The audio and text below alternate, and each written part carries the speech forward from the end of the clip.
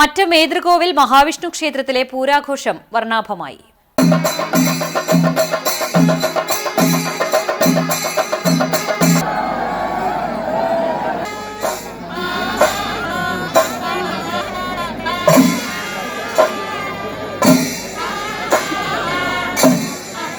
പൂരദിവസമായ വെള്ളിയാഴ്ച പുലർച്ചെ 5 മണിക്ക് നട തുറക്കലിന് ശേഷം നിർമ്മാല്യ ദർശനം, വാഗചാർത്ത്, അഭിഷേകം, മലർനൈവേദ്യം, അഷ്ടദ്രവ്യ ഗണപതി ഹോമം, ഉഷപൂജ, നവകപൂജ, ഉച്ചപൂജ, നവക പഞ്ചഗവ്യ അഭിഷേകം എന്നീ കർമ്മങ്ങൾ നടന്നു.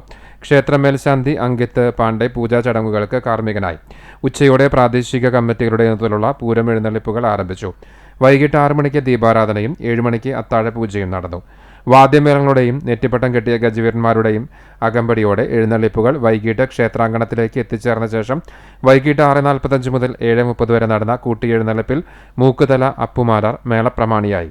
കൂട്ടിയെഴുന്നള്ളിപ്പിനെ തുടർന്ന് നാടൻ കലാരൂപങ്ങളും തിറ, കാവടിയാട്ടം എന്നിവയും ക്ഷേത്രമുറ്റത്തേക്ക് എത്തിച്ചേർന്നു. നിരവധി ഭക്തജനങ്ങൾ പൂരാഘോഷത്തിൽ പങ്കാളികളായി.